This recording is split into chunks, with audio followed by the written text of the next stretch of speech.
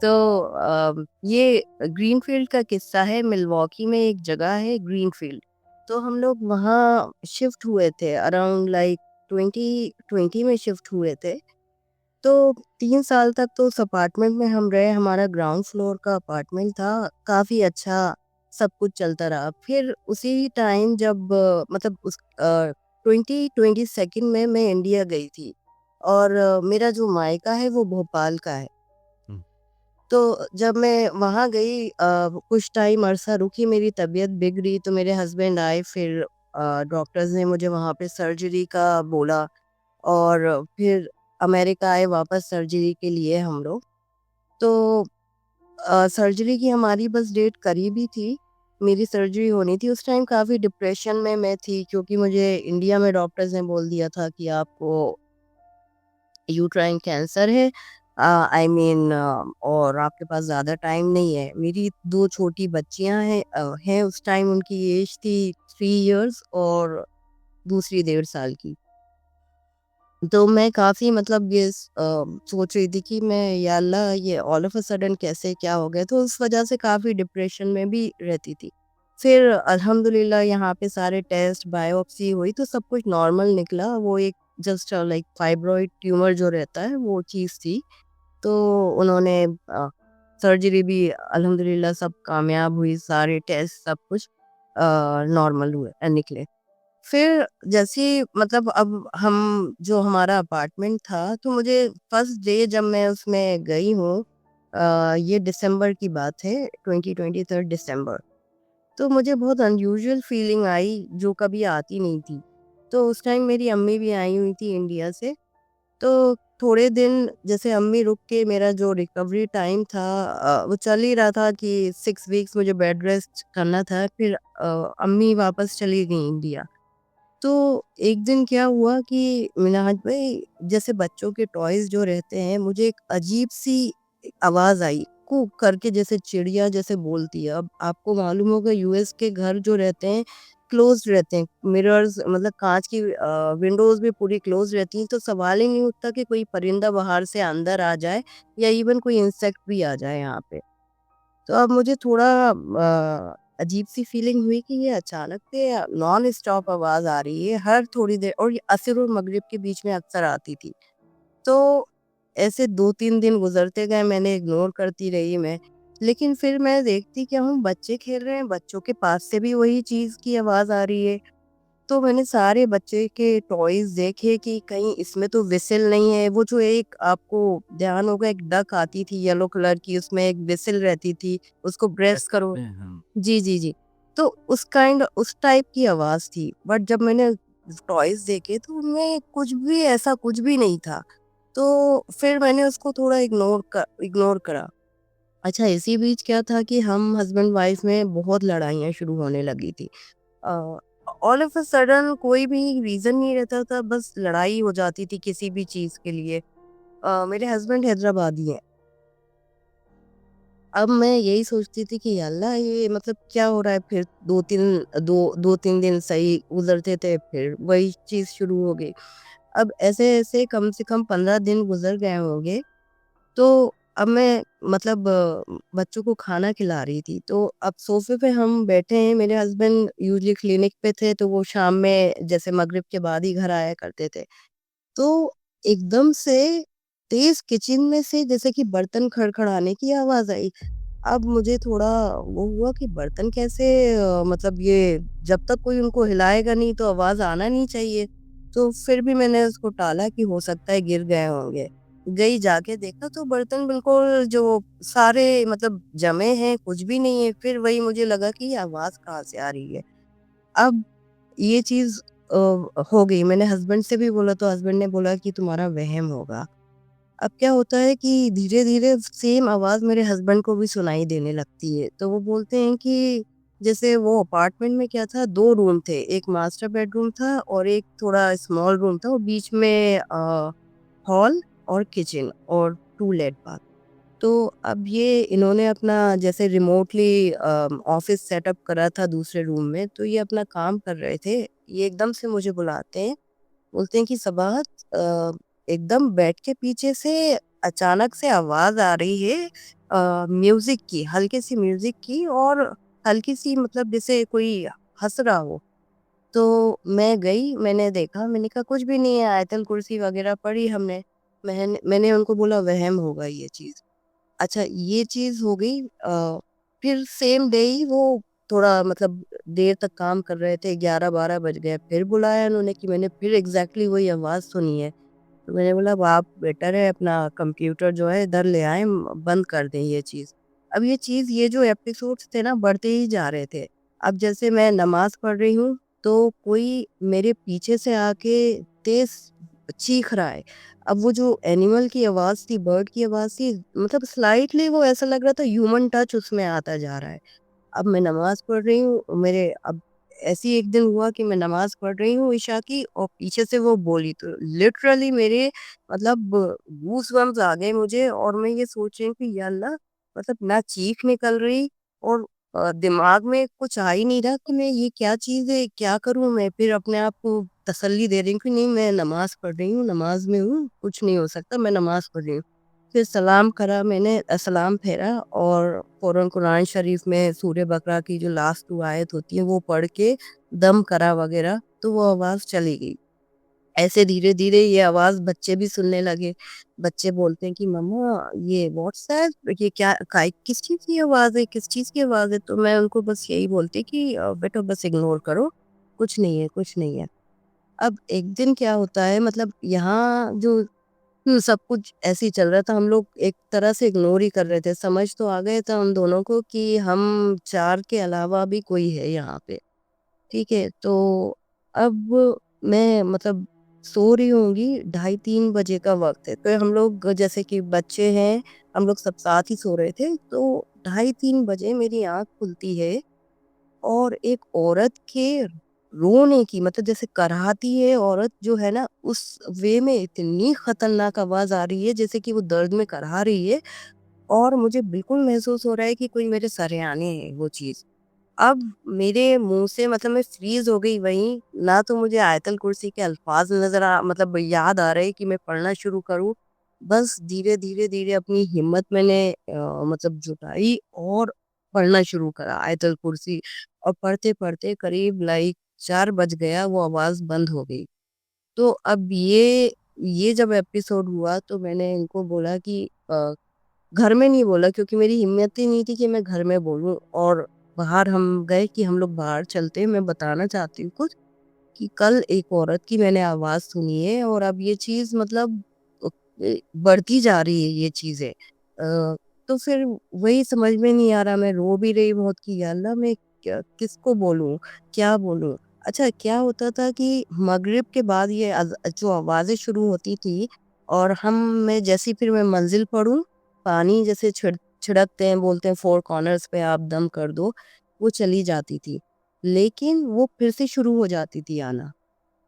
आती ज़रूर थी वो मगर एपिसोड्स थोड़े कम हो गए। तो यहाँ पे एक आलिमा है मैं जिनसे तजवीज़ सीखती हूँ, तो मैंने उनसे ये शेयर करा बात मतलब अल्लाह वाली हैं वो और क्योंकि डर भी लगता है कि आप कहीं ऐसे बाबा इन गलत चक्करों में नहीं पड़ जाओ, तो खुदा ना ख़ास्ता आख़िरत भी वो ना हो जाए। तो मैंने बस शेयर करा कि मैं बता नहीं सकती हूँ कि मैं कितनी ज़्यादा परेशानी में हूँ, ये चीज़ बढ़ती जा रही है। हर टाइम ऐसा लगता है कि कोई मुझे फ़ॉलो कर रहा है, मेरे पीछे है और नॉट ओनली दिस कि जो मेरी बड़ी बच्ची है हिबा, वो रात में 12 बजे के बाद अचानक से उसको कुछ पैनिक होती थी, बोलती थी नहीं मुझे फूड चाहिए। हालाँकि खाना हम खिला चुके हैं, 7-8 बजे खाना हो चुका है, फिर उसके बाद स्नैक्स भी देते थे बट फिर उसको 12 बजे ज़िद होती थी। जैसे ही मेन बेडरूम का दरवाज़ा खुलता था, मुझे पूरा यकीन हो जाता था कि अब वो आ जाएगी, जो भी है वो और आके वो मेरे कंधे के पास से चीख के बोलती थी। ये हमेशा करती थी और एक बार तो मेरे हस्बैंड सो रहे हैं उनके कान पे चीख दी। तो अब वो उन्होंने यही बोला कि आप एक काम करें मतलब आप ऐसा कोई चीज़ ही नहीं है कि आप पढ़ नहीं रही हो। सूरह बकरा भी आप पढ़ रही हैं, मंज़िल भी पढ़ रही हैं और फिर सदका देने को भी बोला तो यूजुअली हम लोग देते ही हैं। और फिर उन्होंने बोला कि आप हस्बैंड को बोलिए कि अज़ान दें वो घर में। तो फिर अज़ान डेली बेसिस पे इन्होंने देना शुरू करी, तो अल्हम्दुलिल्लाह वो एपिसोड्स कम हो गए और दम का पानी हमको दिया, कुरान की आयतें वगैरह, और यही बोला कि अगर इससे भी वो नहीं जा रही है तो बेटर है आप ये घर खाली कर दें। और कब से हैं, कितने टाइम से हैं? तो हमने बोला हम ऑलमोस्ट 3 ईयर्स से हैं, कभी हमें ऐसा सुपरनैचुरल थिंग महसूस नहीं हुई इस घर के अंदर। बट ये अचानक से मतलब इसी साल हुई है। तो उन्होंने बस यही बोला कि मतलब हर चीज़ अल्लाह के हुक्म से ही होती है, हो सकता है कुछ क्या कह सकते हैं, बेटर है आप वहाँ से फिर मतलब खाली कर दें। तो कोशिश करते रहे कि हम लोग चले जाएँ जल्द से जल्द। इस बीच क्या हुआ कि मेरी मदर इन लॉ भी आई हुई थी। अच्छा, वो फजर के टाइम नमाज़ के लिए खड़ी हुईं, तो उनको ना किसी ने लात मारी और वो सोफ़े पे गिर गईं। तो उनका जो पैर था, नस पूरी तरह चढ़ गई जिसको जैसे बोलते हैं, काफ़ी टाइम तक उनकी फ़िज़ियोथेरेपी चली। वो बोली कि सबा मुझे किसी ने लात मारी है। तो मैंने बोला कि मम्मी ये मतलब वो ही होगी या वो होगा जो भी है, क्योंकि हम लोग तो यही चीज़ सुन रहे हैं। अच्छा, मेरे फादर इन लॉ को ये आवाज़ नहीं आती थी। हम मदर इन लॉ भी सुनती थी, महसूस करती थी, हस्बैंड, मैं और बच्चे पूरे टाइम। हुँ। बट मतलब जैसे कि मैं बताऊँ कि मगरिब के बाद वो घर में एक अजीब ही नाहूसियत आ जाती थी। इतना मनहूस फ़ील मतलब होती थी कि कुछ समझ में नहीं आता था। और रात के बाद तो जैसे कि अगर हम हिम्मत नहीं होती थी कि लाइट बंद करके सोएँ। अगर हम जैसे सोना शुरू करा, और मेरी तो ये हो क मेरी आदत ये हो चुकी थी कि मुझे नींद आनी ही बंद हो गई थी। पूरी टाइम मैं जागती रहती थी, क्योंकि मुझे मालूम है 12 मगरिब के बाद वो आती थी, जैसे ही मैंने मंज़िल पढ़ी चली गई। फिर करेक्ट 12 बजे फिर वो आती थी, और वो मतलब बोलना शुरू कर देती थी वापस से। कभी वो औरत की आवाज़ में रोना शुरू हो जाता था, या कभी वो चिड़िया की आवाज़ में बहुत हॉन्टिंग तरीके से वो शुरू हो जाता था। मुस्तकिल वो मतलब बोलती रहती थी। ओके। अच्छा, मुझे बताइएगा कि वो जो साहिबा जिनसे आप तजवीज़ पढ़ती हैं, सीखती हैं, उन्होंने क्या बताया था? इसके देखिए, अलावा कि आप ये पानी छिड़कें और ब एहतियात करें, उसके अलावा उन्होंने कुछ और बात बताई? उन्होंने ये बोला कि आप देखिए पाकि और इन सब चीज़ों का ख़्याल रखें, बच्चों का भी, क्योंकि बच्चे यूज़ुअली उस एज में डायपर्स वग़ैरह पहनते थे मेरे। तो मैंने कहा नहीं, मैं घर में बहुत क्लीन और साफ-सफाई रखती हूँ, और यही बोली कि आप नमाज़ की पाबंदी करें, और ये चीज़ ज़रूर थी कि मैं उस टाइम इतनी डिप्रेस्ड थी कि मुझे सुसाइडल थॉट्स आते थे कि बीइंग अ डॉक्टर ऐसा सोचना नहीं चाहिए, बट मेबी क्योंकि हस्बैंड वाइफ हम दोनों में आपस में बन नहीं रही थी, क्या रीज़न था? वो एक तरह से तो मैं यही सोच सकती हूँ कि हो सकता है कि वो इसी से रिलेटेड हो, जो बोलते हैं ना नज़र लग जाना या समथिंग, अल्लाहु आलम, जैसे मैजिक वगैरह लोग कर देते हैं। मैं पहले बिलीव नहीं करती थी तौबा-तौबा, but like now I I does कि हाँ, ये चीज़ें होती हैं और इसकी वजह से भी रिलेशंस जो हैं अफ़ेक्ट होते हैं। ख़ैर उन्होंने यही बोला कि अल्लाह पे आप भरोसा रखें, जब आप मतलब इतने उसमें अकेले आप वो कर सकती हैं, तो आपकी विल पावर स्ट्रॉन्ग है, इसको वो नहीं करने दीजिए। और मिनाज भाई, वो चीज़ यकीन मानिए, मतलब मैं शो करती थी कि मैं डर नहीं रही हूँ, मगर अंदर से मैं इतनी खौफ़ज़दा थी, खौफ़ज़दा रहती थी उस चीज़ की, मतलब मैं शो करती थी कि मैं नहीं डर रही हूँ उससे। बट मुझे यही फीलिंग आती थी कि अगर मैंने इसको शो करा कि मैं चीख दी या मैं, तो मेरी छोटी बच्ची हैं, पता नहीं उनका क्या होगा। उस टाइम और मेरे इन-लॉज़ जो हैं वो शिकागो में हैं। हुँ, और मुझे ये बताइएगा कि जब आपने ये इस घर में आप कितने अरसे तक रहीं? 3 इयर्स, मतलब ये 3 साल, ये तो ये 3 साल मुस्तकिल चलता रहा ये सिलसिला? नहीं, ये सिर्फ़ मेरे ख़्याल से 4-5 महीने चला है ये सिलसिला। शुरू के 4-5 महीने? बस हाँ, मतलब शुरू के भी शुरू के 2 साल तो अच्छा रहा, जो 3rd ईयर जैसे स्टार्ट हुआ, मैं इंडिया से आई 2023 का दिसंबर जो था, बस तब से ये स्टार्ट हुआ, तो ऑलमोस्ट ये अप्रैल तक चला, और फिर हमको वो घर छोड़ना ही पड़ा। और जब आपने घर छोड़ दिया और आप दूसरी जगह शिफ्ट हो गए, तो फिर वो जो मसले मसाइल थे, एक तो वो पैरानॉर्मल एक्टिविटीज़ थी, चलें वो तो बिल्कुल ही साइडलाइन हो गई होंगी। लेकिन जो आपके और हस्बैंड के बीच में लड़ाई झगड़े, जो आर्ग्यूमेंट्स हो रहे थे, वो बिल्कुल ख़त्म हो गए? देखिए, बिल्कुल तो नहीं, लेकिन अल्हम्दुलिल्लाह पहले से बहुत अच्छी अंडरस्टैंडिंग है, अब है। नहीं नहीं, अभी भी ये नॉर्मल है, नॉर्मल आर्ग्यूमेंट्स तो होते ही हैं, लेकिन जो आप कही इंटेंसिटी थी वो कम हो गई। जी, अल्हम्दुलिल्लाह वो इंटेंसिटी कम हो गई। मतलब उस टाइम मेरे दिमाग में बस ऐसे ही प्रेशर रहता था, उनको भी एक जुनूनी गुस्सा चढ़ता था। बस ये लगता था कि like we are not meant for like for each other, छोड़ दो, डिवोर्स ले लो, अस्तगफिरुल्लाह। बस यही ख़्याल मेरे दिमाग में, ऐसा लगता था कोई पुश कर रहा है। बार-बार मेरे दिमाग में ये चीज़ डालता था कि जाओ, लेके जाके मर जाओ। You are good for nothing. Go and die. बस यही ख़्याल मेरे दिमाग में आता रहता था हमेशा। अल्हम्दुलिल्लाह अब वो सब चीज़ें नहीं है, एंड अल्हम्दुलिल्लाह नमाज़ की भी पाबंदी है। उस टाइम मेरा बिल्कुल भी दिल नहीं चाह रहा था। या तो यूँ कहें कि सेहत की वज़ह से मैं बहुत ज़्यादा वो हो आई चुकी थिंक थी। आप और आपके हस्बैंड दोनों जो है ना, आपकी जो वो हेल्थ कंडीशन थी ना, उसकी वजह से बड़े डीपली अफेक्ट हुए। जी, जी, जी। और मेरे साथ मसला ये था कि कॉन्स्टेंटली मुझे, मतलब 2 साल में मेरे 3 ऑपरेशन हुए, 3 नहीं बल्कि 4 ऑपरेशन कंटिन्यूअसली। तो वो रीज़न से मैं रिकवर भी नहीं कर पाई। तो बस, और उसी हालत में पूरा घर का काम और मतलब सब चीज़ें मैनेज करना, जॉब भी मैं करती थी, फिर जॉब भी मैंने छोड़ दी क्योंकि दोनों जो बच्चियाँ छोटी थी, मुश्किल हो रहा था सँभालना। हम्म। हम्म। चलें डॉक्टर साहिबा, आपकी ये तो जो पैरानॉर्मल से रिलेटेड वाक़या है वो तो है ही रोंगटे खड़े कर देने वाला, लेकिन आपकी बातें सुनकर ना बड़ी खुशी हुई कि आप इतनी स्ट्रांग हैं। इतना सब कुछ हो रहा था, साथ में आपकी हेल्थ भी, मतलब डॉक्टर अगर आपको, भले झूठा ही सही, गलत ही सही, लेकिन वो एक आधा महीना जो आपका गुजरा होगा वो आई एम श्योर कितना ट्रॉमेटिक होगा कि आप सोचते होंगे कि अच्छा मेरी दो बेटियां हैं, मेरे पीछे उनका क्या होगा, ये मैं इलाज नहीं कर मतलब पाया तो बस फिर ये क्या पता है आपको वो- या मतलब वो लिटरली एक तो सेहत, और उसी में मुझे एक्जिमा के अटैक्स भी हो रहे हैं।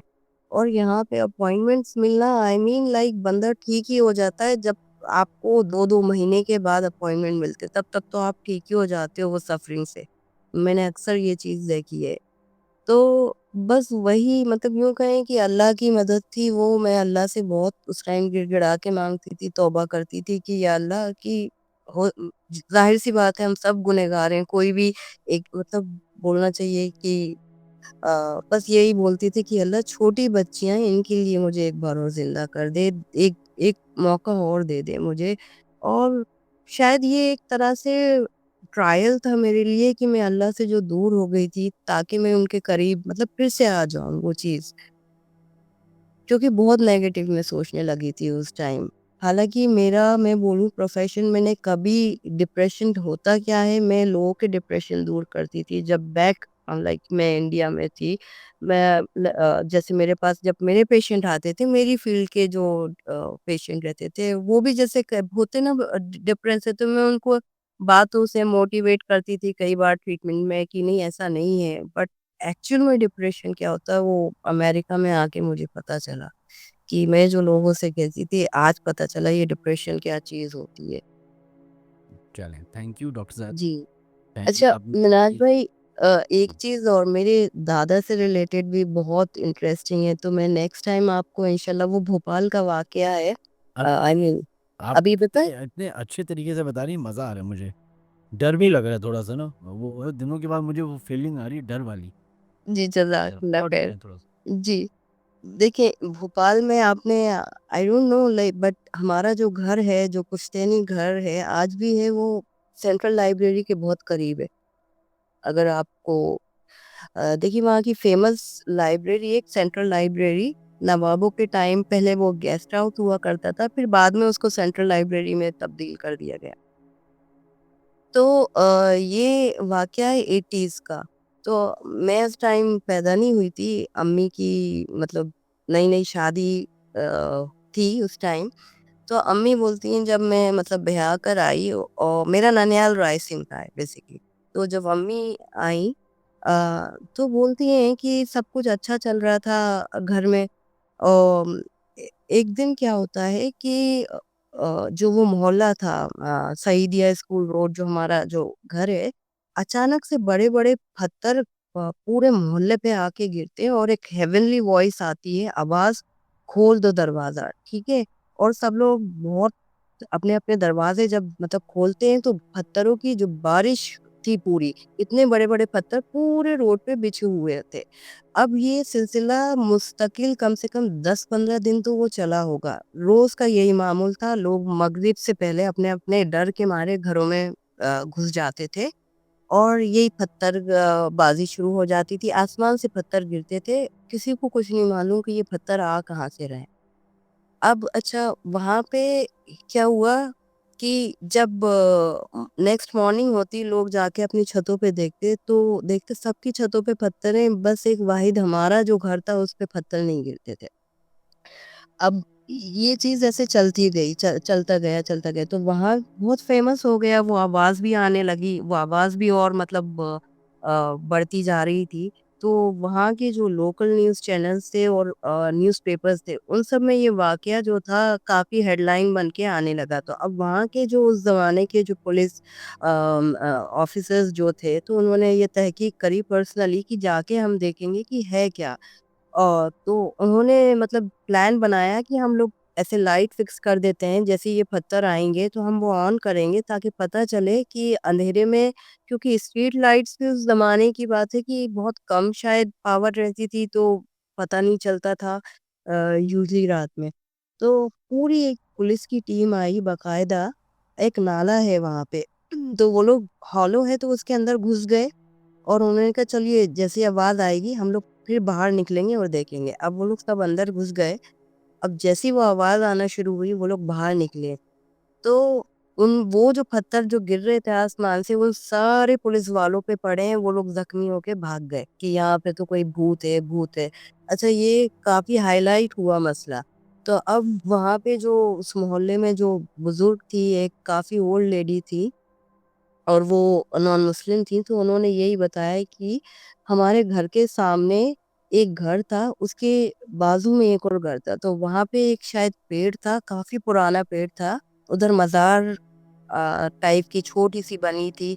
तो उसने बोला कि ये जो चीज़ थी ना, ये उन लोगों की जगह थी, आई मीन जिन्नातों की या कुछ था वहाँ पे उनका।